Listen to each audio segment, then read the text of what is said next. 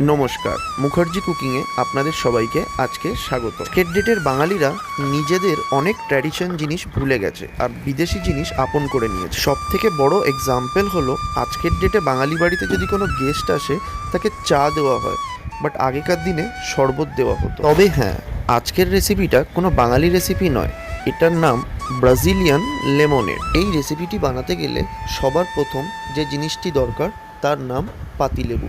পাতিলেবুটি দুটুকরো করে তার থেকে সমস্ত দানা বার করে একটি মিক্সার গ্রাইন্ডার জারে ভালো করে নিগড়ে রস বার করে নেব। পরিমাণ মতো মিল্ক মেড দিয়ে দিতে হবে।